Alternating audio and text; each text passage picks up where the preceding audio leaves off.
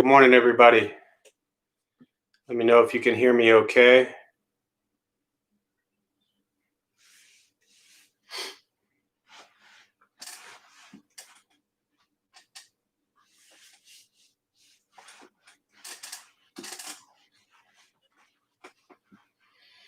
How are we doing on the sound? Everything all right?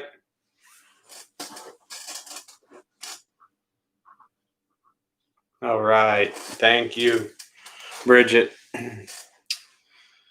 So we'll go ahead and we'll join palms as we get started.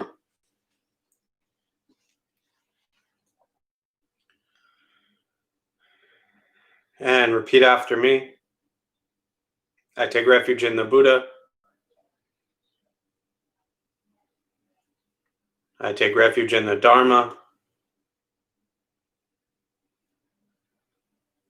I take refuge in the Sangha.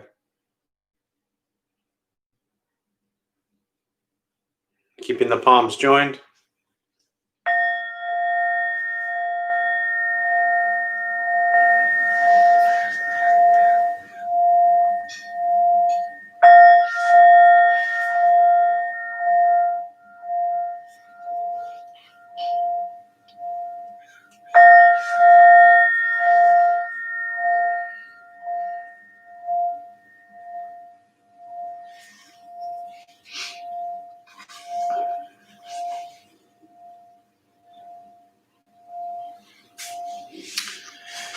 And putting the palms down.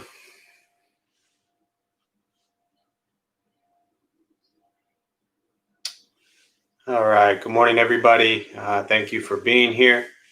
My name is Jeff, and I will be leading you this morning in Intro to Buddhism and Meditation. So my question for you today, I always like to start out with a question just to get you, one, to let some time pass to settle in before we start meditation so others can join, and two, just to get you communicating with each other. But I think my question this morning is, I often, I've been leading this class for probably 11, 12 years, twice a week, and I often say the same things over and over and over again, different ways, or actually the same way. But I always look at practice of Buddhist teachings and meditation as not about how much you can learn, but how well you can integrate what you've learned into your life. So for those who are new to Buddhism, it's always fun. And I always caution people to not get too wrapped up in, in thinking that you have to have a bunch of stuff memorized or learn a lot of things. It's really a matter of just a few simple things and putting them into practice. So my question for those who join us frequently or have been around this a while, what are the simple things, simple teachings, simple reminders, simple practices that you hear over and over and over again, that you either work on the most or like to hear the most or need to be reminded of the most? But what are the simple teachings that you keep hearing over and over again that speak to you so loudly? Excuse me. And for those who may be new, or this is your first time, what is it that you're hoping or expecting to learn from this practice? So I'll go ahead and type that in the chat box here for those who maybe jump on late. What simple teaching do you hear over and over that resonates with you the most? If you are new, what are you hoping to learn?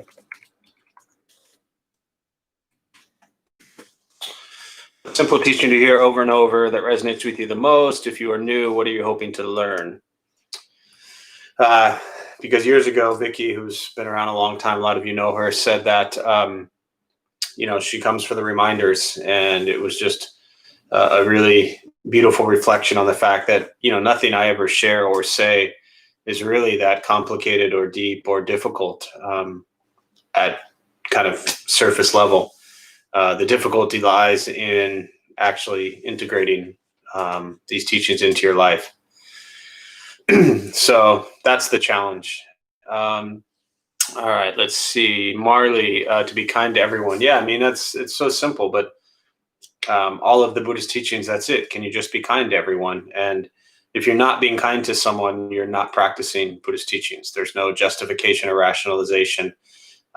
It's really that simple. If you're not being kind, then you're not practicing. And that doesn't mean what other people do is nice or kind or correct, and that, it's not going to stir emotions in us. But there's no kind of asterisks that say, well, if they did this, then I'm allowed to do that. It's always the practice of kindness. Acceptance, learning to accept all situations and people. Yeah, also very simple, but very difficult. Simple in theory, difficult to practice. Letting go, letting go, letting go. Yeah, the challenge with letting go is that, and it really depends on how quickly it is, but very often we spend so much of our lives building and our ideas about people, places, or things, and we spend a lot of time and effort learning that things should be a certain way, and life just doesn't work that way. So learning to let go and embrace things as they are is really challenging. To try not to control and let life flow as you're just a part of a continuing process. Yeah, absolutely. Parenting, as you know, Amy, is a great practice with that. And I think a great practice of the middle path, where as a, especially all kids, you just let them roam freely around the house once a day. That would create massive chaos and probably destruction.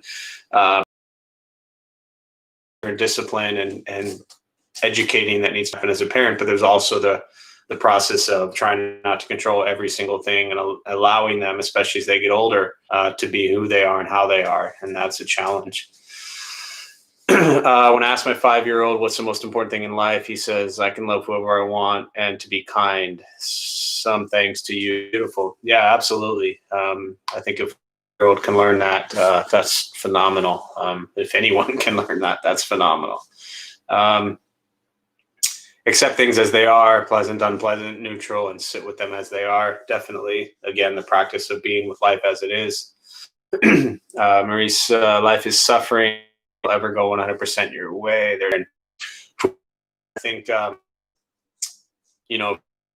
when you look at the Buddhist teachings, that talks about the end, noble truth, the suffering, the cause, the cessation or ending, and the path. For me, I like to share that I don't wake up today and think, okay, can I end all suffering in this moment or today or by the end of the day, in kind of small practice points. Excuse me. Everything is beautiful. Yeah, it's simple. I mean, that's the piece. Everything is beautiful just as it is. It's funny because a lot of these like diehard Zen-y Buddhist people, I've had them not argue, but definitely with this attitude of everything's not beautiful, everything is just as it is.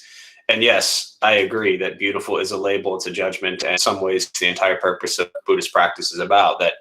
Ultimately, everything is, because as an unenlightened being, I'm still going to see things and label and judge them. I much prefer to view life as it is as beautiful, as opposed to life as it is being so. Suffering is caused by greed, anger, ignorance, and practice generosity, wisdom, compassion to counterbalance those things. There you go. That's it. I mean, if we could just practice that every day the rest of our life, Bridget, that's all we have to do. The sound has gone weird. I don't know if the sound is still weird. If it is, let me know. I love when it's that sounds are not distractions, that they are part of the chaos of daily life. Absolutely. Sounds are just the sounds, and they're always going to occur. I finally remember back in the college avenue day, speaking of the possibility of practitioners coming in to session late and that these individuals aren't adopting our practice exactly.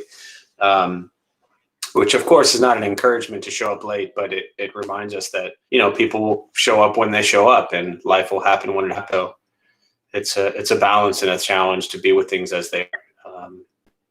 So great thoughts. I appreciate you sharing. I'll go ahead and we'll start the meditation practice. I don't know if the sound is still weird, if somebody can let me know.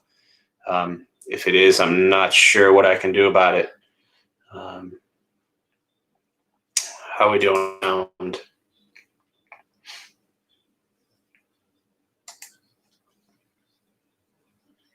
Spotty. Let me see. Give me a second here. All right. Maybe that's... Yes, Molly, I'm highly unstable, but thank you for pointing that out. Some people are saying it's good. Some people are saying unstable. All right. Sound is good. So I don't know what to tell you. Sound is good. Sound is choppy. Sound is not okay. I'm unstable. That's what we get. So we'll go ahead and we'll start the meditation practice. If you are new, again, welcome. There's a couple things to tell you before we begin. Nothing's going to happen to you. You won't float away. You won't have any mystical, magical experiences. You won't figure anything out whatsoever. Your mind won't stop racing, won't shut off. We're just going to sit, we're going to breathe. And that's all. So posture, you just want to be comfortable. If you're sitting on a cushion, help slide into the front third. Pushing the stomach forward allows the back to straighten. Shoulders are relaxed. Hands on the knees or on the lap. I will guide us as we begin, and we'll settle into a little bit of silence.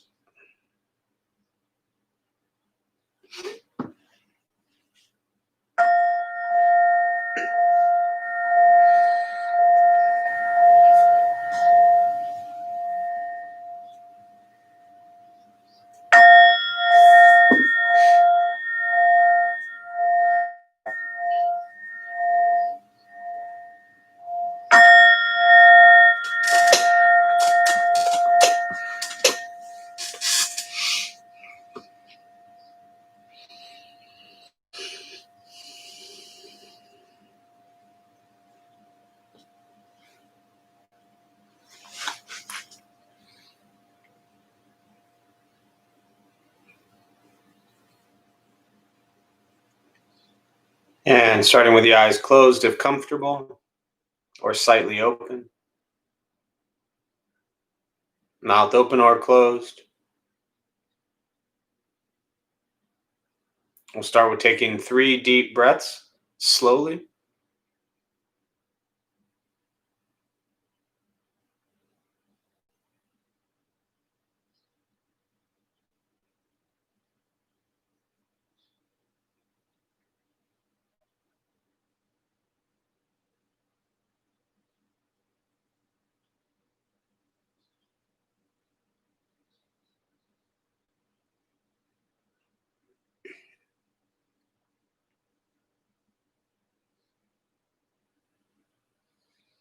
And eventually, we'll settle into a natural rhythm of the breath.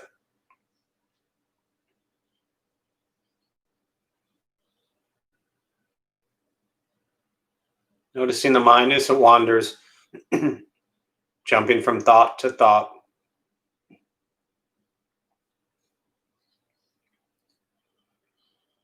We'll start with gently guiding the attention, the focus, to the stomach or chest.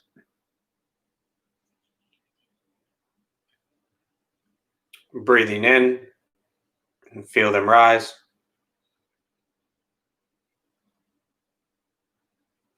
Breathing out, they fall.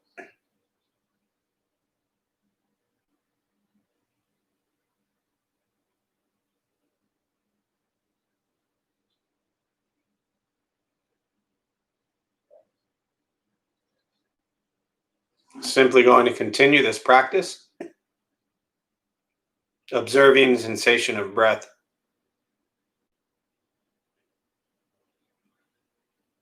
expecting nothing but to sit and breathe.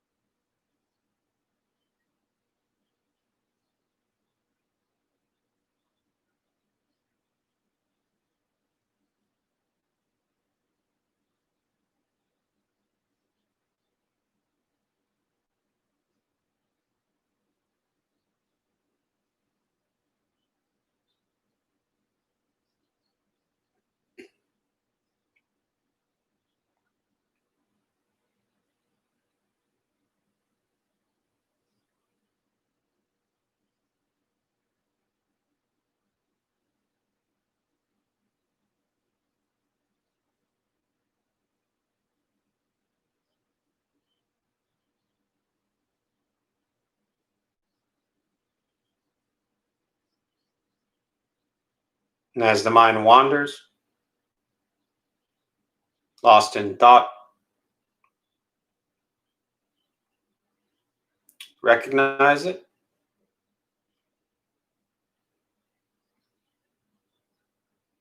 release that thought, return attention, focus to the breath.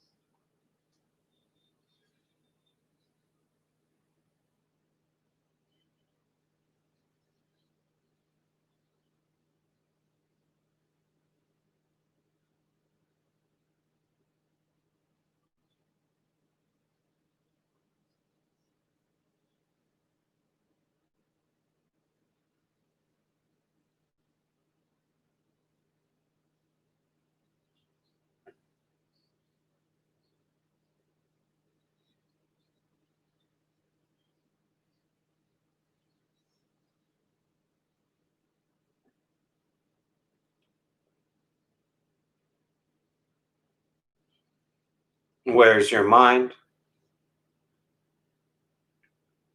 Lost in thought,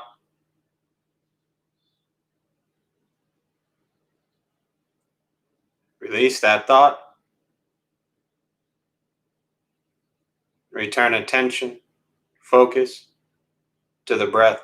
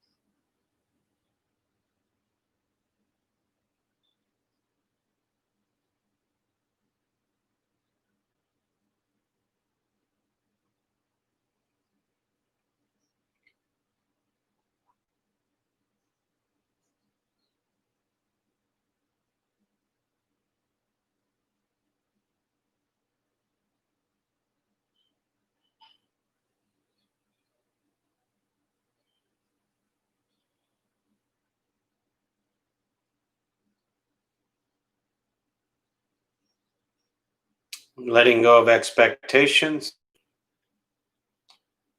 letting go of judgments from the practice,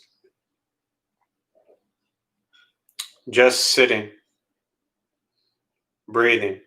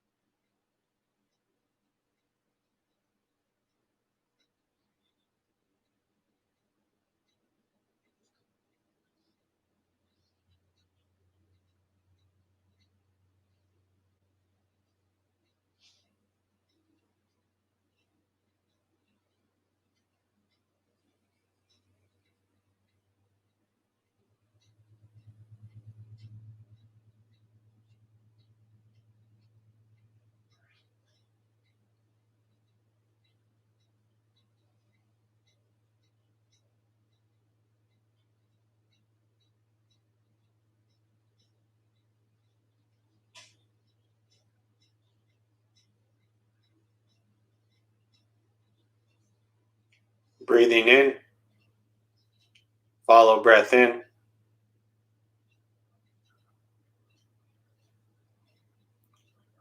Breathing out, follow breath out.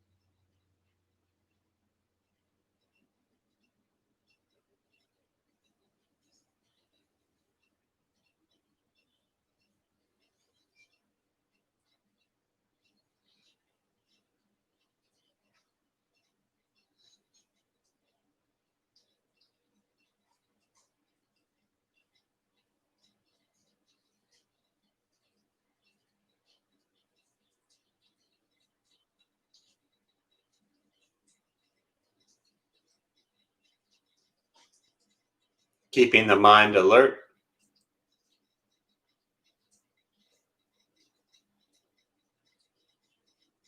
aware of each sound.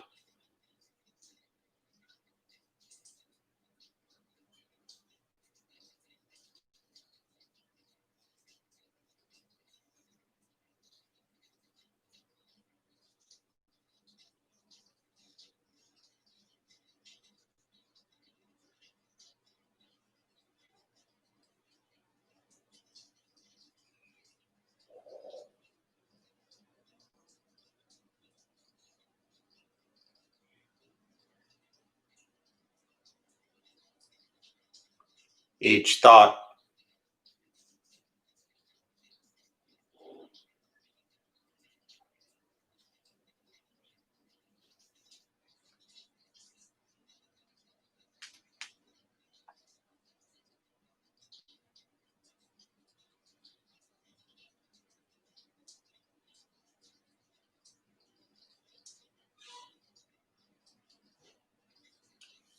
each physical sensation,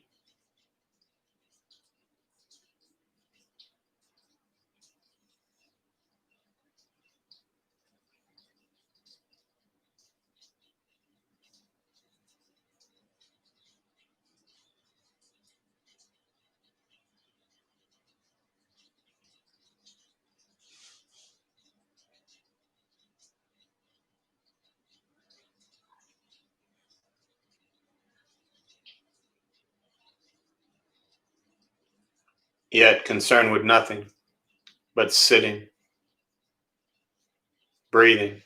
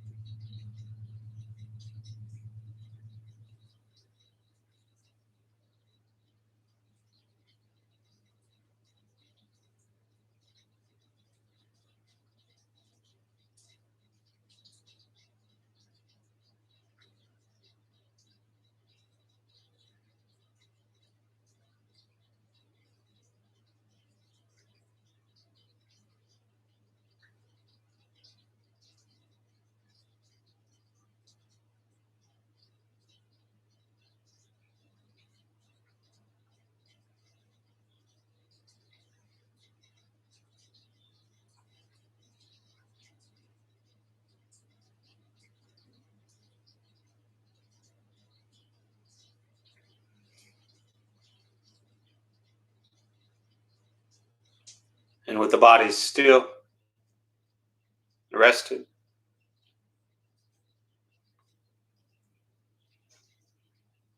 and the speech quiet, aware of all sounds,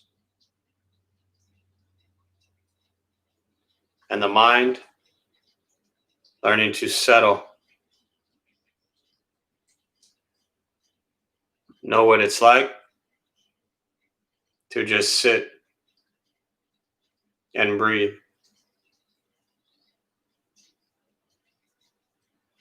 knowing with each breath there's nothing else to do,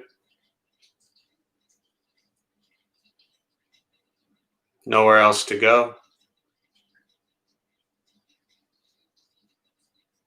no one else to be. Everything beautiful, just as it is. Sitting, breathing.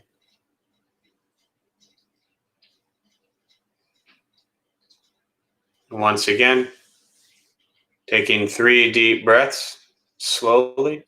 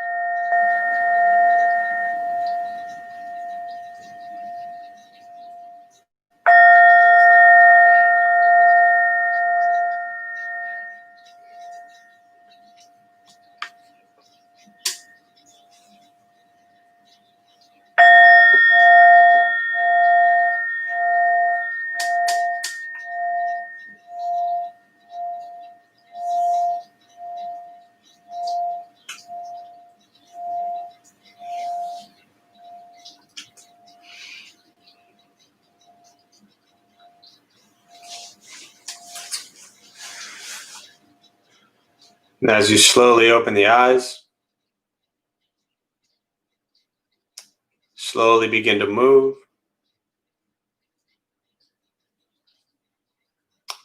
And most important, with the practice of meditation, is to recognize how you feel now, immediately after. Compare this to how you typically feel throughout your day. And recognize the difference, if there is one. Ask yourselves how you prefer to feel every day for the rest of your life. And realize however you feel now, if it's quiet, calm, and still, or a busy mind, racing mind, whatever you're sitting with at this moment has nothing to do with anything I said. It's nothing to do with how you sit and hold the hands or cross the legs. It has nothing to do with the sounds around you or anything else for that matter. It's everything to do with your own mind and your own mind's reaction to an external condition. This is what the Buddha called pratitya samuppada, means dependent origination. This is the basis of the Buddha's awakening. The word Buddha simply means awakened. He was a human being no different than any one of us who began to understand why he suffered, why he got angry, sad, depressed, stressed, anxious. He began to understand the causal relationship of all phenomena. And what that means very simply for all of us, regardless of where you come from or what you believe in and where you think you're going, your whole life is filled with things that happen. You react. More stuff happens, more reactions. This is our life. The practice of meditation is learning what it's like to respond to something quietly, peacefully, still. Because for most of us, the way we respond to the last 20 minutes is quite different from how we respond to everything else that's happening throughout our days. So all we're working on is closing the gap to where the way you feel now is closer to how you feel always. Just as driven, motivated, productive, successful, whatever that means to you in your respective lives. But with a mind that's steady, clear, focused, distracted by nothing, disturbed by no one. Imagine going a day without being disturbed by someone. Imagine going an hour without being disturbed by someone. This practice is not easy. It's not necessarily fun. Meditation is not an escape, as often people think it is. It's not closing our eyes and pretending we're sailing down a river and looking at all the birds and trees and flowers. It's not getting lost. It's direct perception into the present moment. And the present moment is not always pleasant. Meditation is free. Buddhist practice is free. It's sitting, breathing, learning to be kind to yourself and everybody else you encounter every moment of your life. Learning to be with things as they are is incredibly difficult. We spend so much of our lives seeking, craving, desiring people and places and things to be different. And this is where the challenges come from. Learning to be with life as it is, that's the practice. There's nothing magical to this.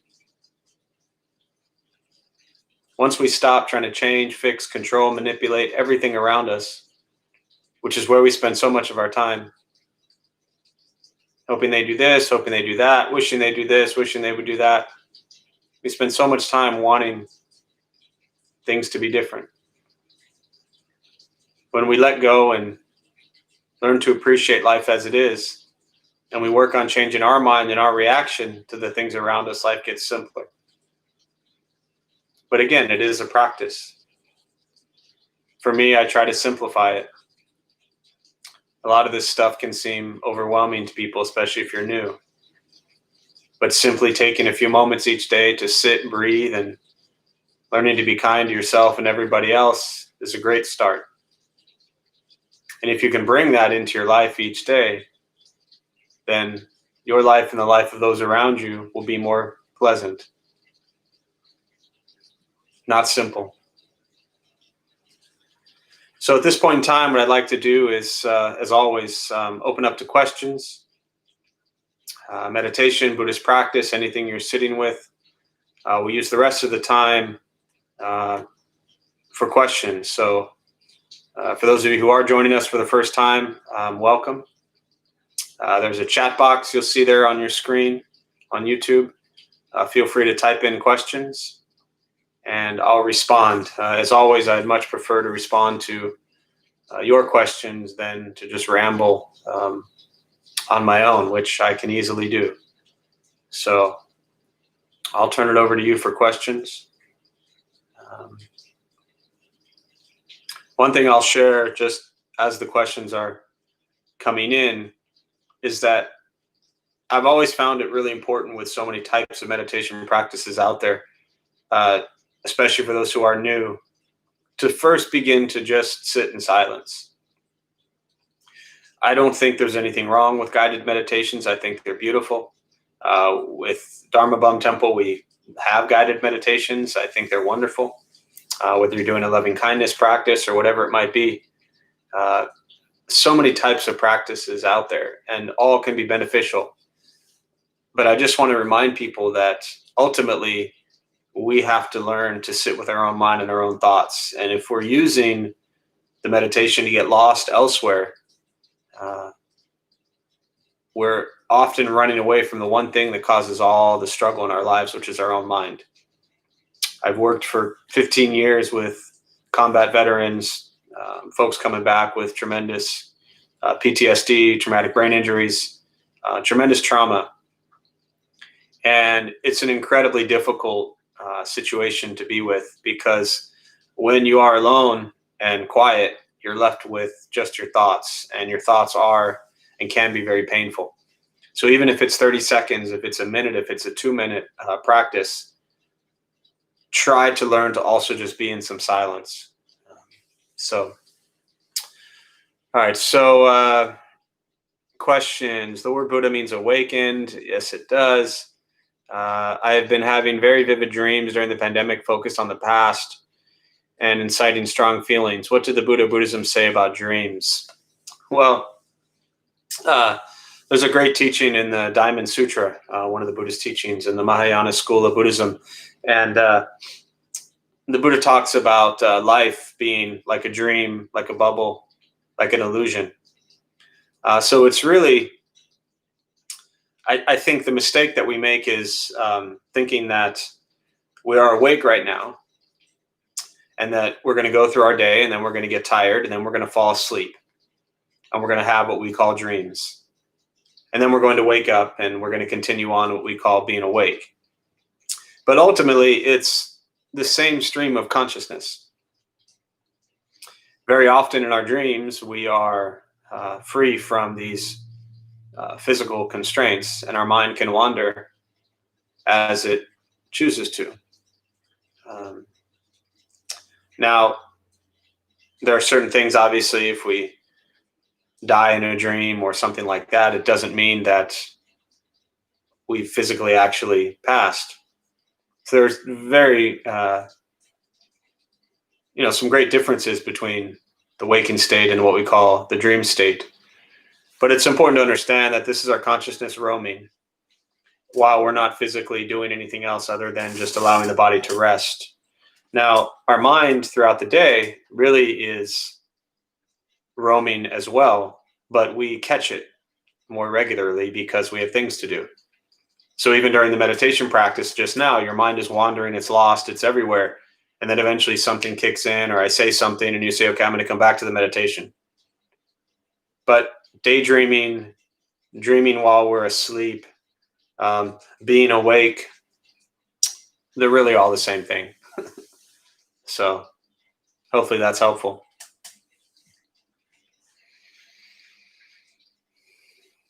Other thoughts, questions on meditation or your practice? I also think it's important to, for me as a practitioner, to not attach to them too much. We know from just our waking state that our mind can wander to the most random things and have, crazy thoughts and emotions. and we just keep moving on, ideally. And so I view really that dream state that you're asking about the same, that it's just our mind, our consciousness wandering freely. So good question. Other questions, meditation, Buddhist practice, anything you're sitting with?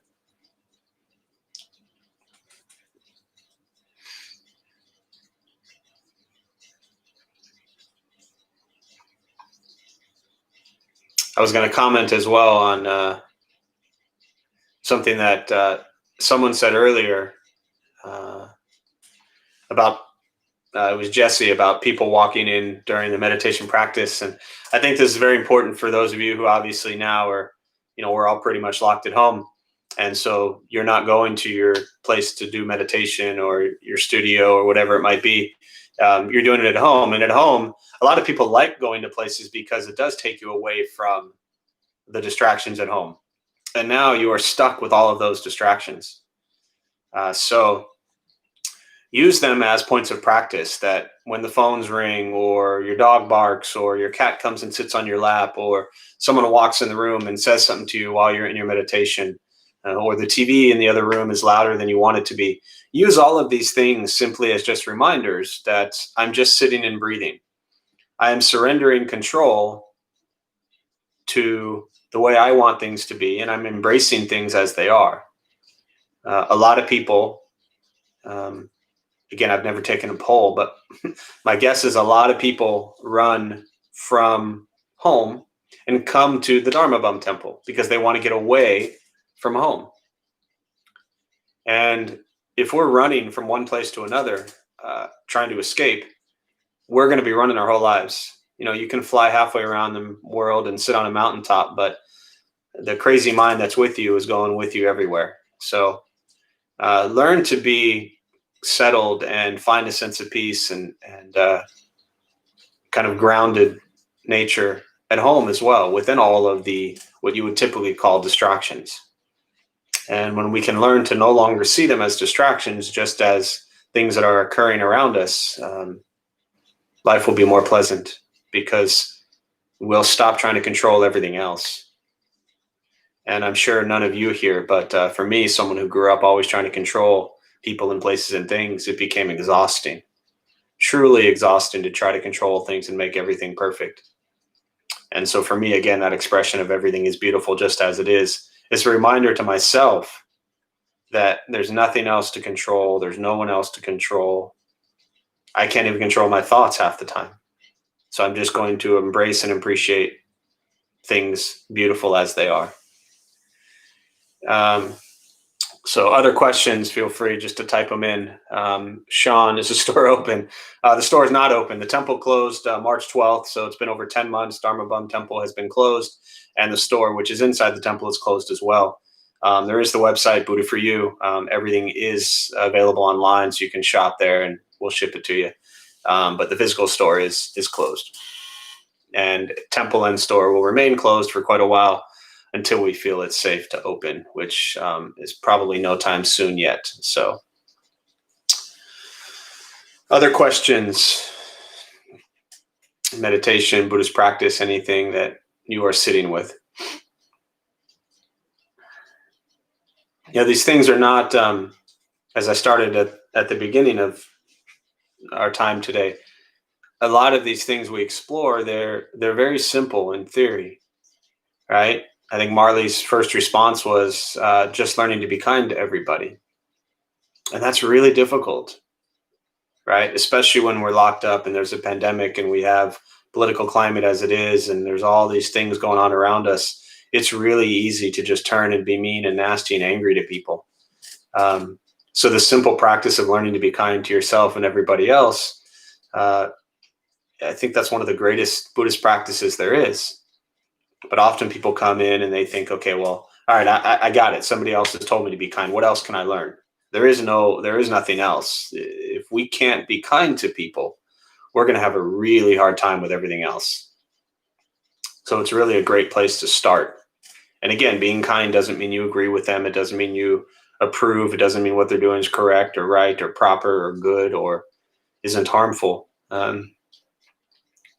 It just means that you're going to work on being kind and compassionate to all, regardless. Other thoughts, questions?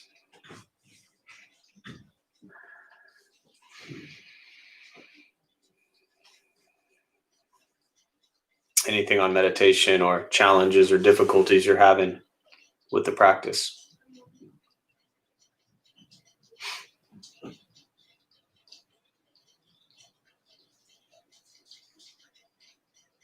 And the rain is always good sounds to hear during meditation.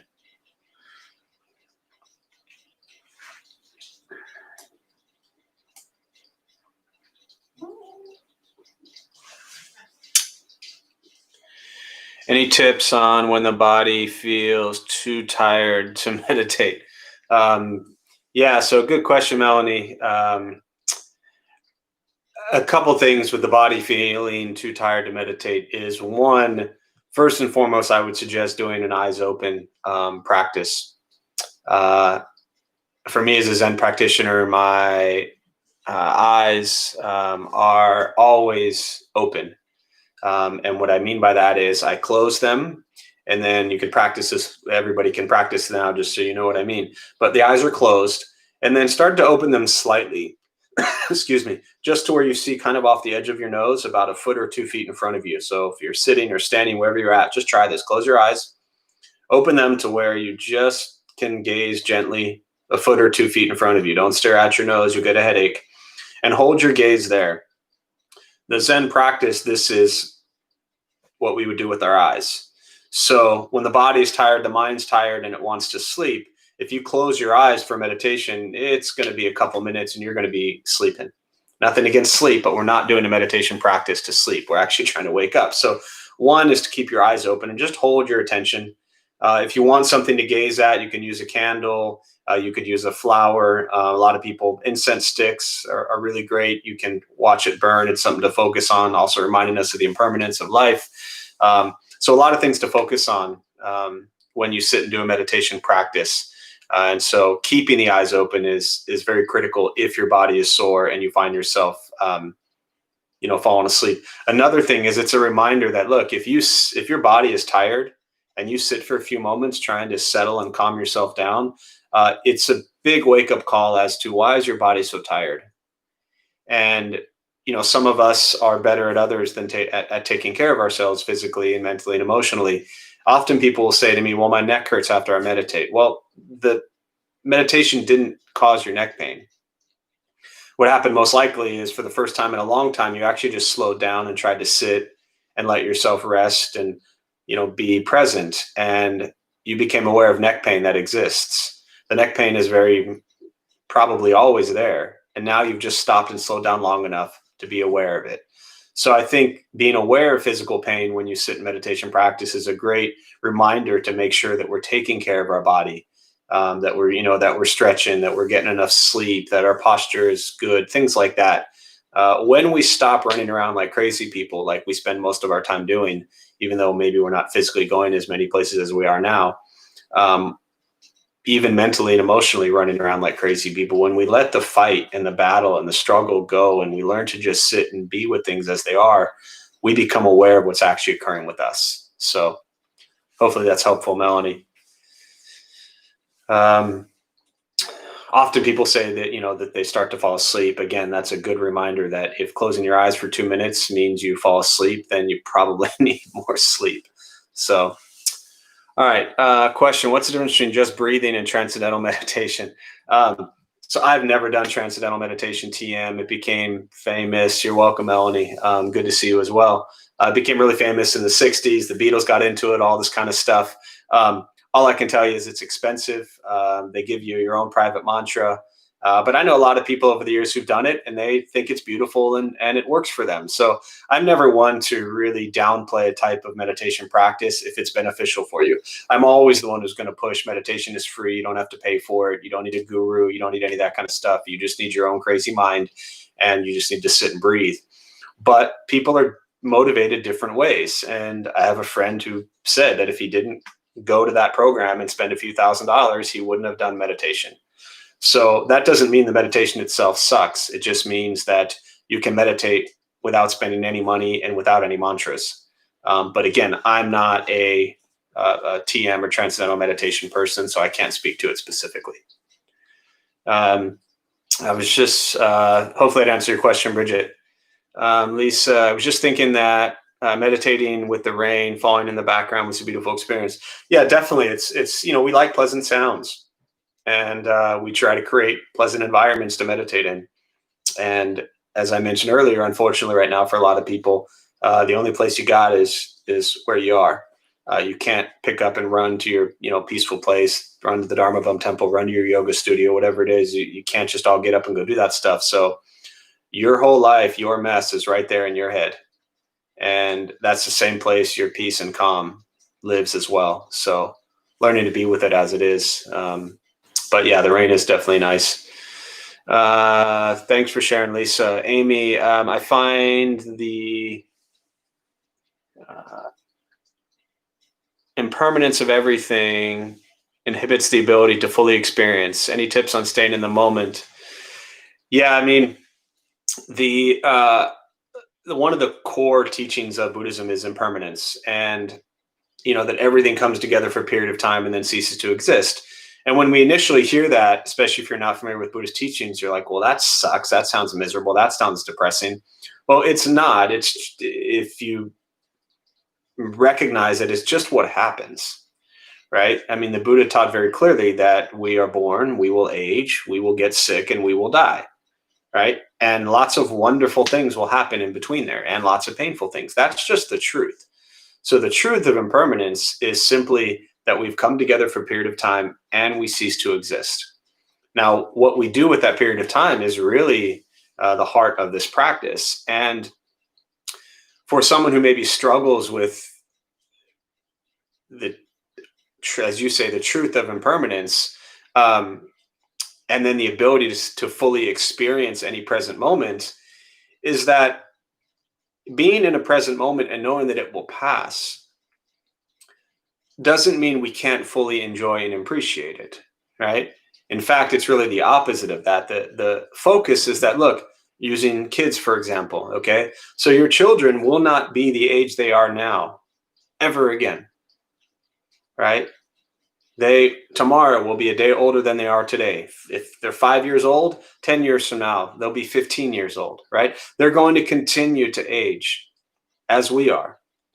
And so as you're raising children, each moment, even when that 5-year-old kid is screaming and yelling and not doing what you want them to do, right? There's beauty in that experience. There's beauty in that moment, what you can learn about yourself, what you can learn about the child, right? Often we want to skip that moment. We don't want to stay present with things as they're occurring because we want them to be different or better. But they are as they are. And so I don't know that I necessarily have any tips, as you asked, to stay present, other than just reminding yourself that that moment will never happen again. So I know for me in my life, with experiences that have been, since I've been doing this practice now 17, 18 years, that I've had so many experiences in my life that have been really not so good, really painful, really hard. And I can choose to allow them to just destroy me and make me miserable. Or I can choose to just appreciate them for the experience and what I can learn from it. So I think an appreciation for present moment as it occurs is really important in dealing with the truth of impermanence. Just stop for a minute and say, wow, this is it. This moment will never happen again. And really just try to be with that. So hopefully that's helpful, Amy. All right, a couple more questions here before we wrap up. Following up on Bridget's question, what is the difference between using breathing as the focus versus using a mantra? Why use one versus the other? So, Len, if 1,000 people lead you in meditation, they're going to lead you 1,000 different ways. And I'm never a fan of saying one way is better or worse than the other. If someone charges you a bunch of money and then tells you to go jump off a cliff, that's probably not the meditation practice that you want to be following. So each person is going to lead you in meditation differently. And I'm a big fan of practicing different types of meditation and seeing what resonates with you the most. I think that's most important. As far as specific differences, that's also going to be very specific to the individual. So if you use the breath as a meditation practice, the Buddha was teaching very clearly that when you're breathing in and taking a short breath, know you're breathing in and taking a short breath. When you're breathing out, taking a long breath, know you're breathing out, taking a long breath. All he wanted you to do was just learn to sit and become aware of present moment using the sensation of breath as your guide, because that is the most present thing. So that's the practice as a Zen practitioner. That's what I have always practiced, is sensation of breath, abiding in present moments, right? But you could also use, there's a lot of people who use mantras. Mantras are also things to stay present, right? A guided meditation, also things to stay present. So these are all things that can and will be beneficial and very specific to the individual. If somebody tells you this is the way to meditate and this is the only way and this is how you must meditate, then I would never sit with that person again. Right? It's such a, we all like different foods, we like different people, we like different places to go. So it's so important to begin to find what practice resonates with you deeply and which one you'll do. The point I brought up earlier from having worked with, combat veterans and people with tremendous trauma is that if we never learn to just sit in silence, we're always going to be using something to escape and to keep our mind off of our minds. So learning to be with your mind as it is really important. Hopefully that's helpful, Len. All right, last question here, and then we'll wrap up. Let me see Samir's comments. Jeff, that was incredibly correct about kids. We go through the motions of our mind. Yeah, definitely. As you're raising kids, Samir, I mean, it's just find each moment as beautiful as you can, no matter how beautiful or painful it is. Because with every painful moment, there's going to be a beautiful moment following that. So try to keep the mind steady as you're raising the children, and know that it's a roller coaster ride. All right, Benton, last question. How do we make sure we have the right intention, that when we try to help, that it is not trying to control or change something that we don't like? Yeah, great question. And I always try to stay to time here. So let me try to sum that up in 60 seconds. But I think first and foremost is that the right intention, is our effort coming from a place of greed, anger, or ignorance, right? Is it all about me? Am I angry? Am I ignoring truth? Or is it coming from a place of generosity, compassion, and wisdom? Am I really trying to do things that will be of benefit to somebody else and also potentially myself? These are things to ask ourselves. What is my intention?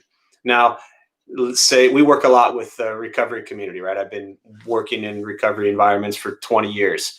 And so at Dharma Bum Temple, we have a lot of recovery groups. And it's really important to understand that when someone asks the question, for example, how do I help someone who's has an addiction, and I really want them to, get their mind and body healthy, right? So our intention is to help them, but we can't control them.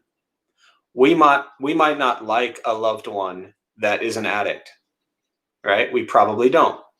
We don't want those we love to suffer and be in pain, but they are. And our intention is to help them, but we can't control them. Each individual has a choice. And so there's a balance there. And I learned this in college 25 years ago. I was working in group homes.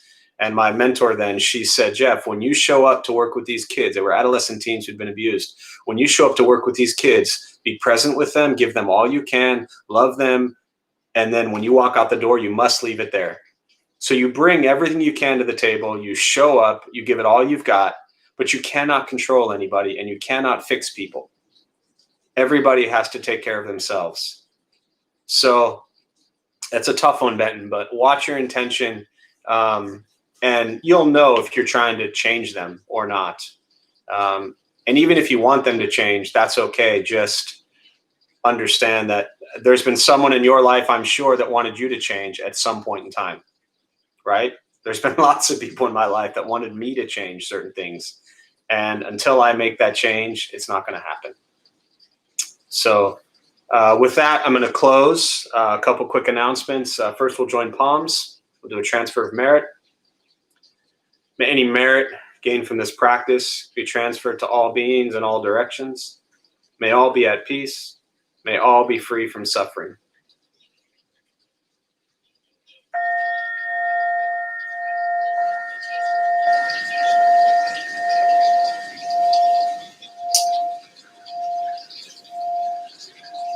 So, a few quick announcements.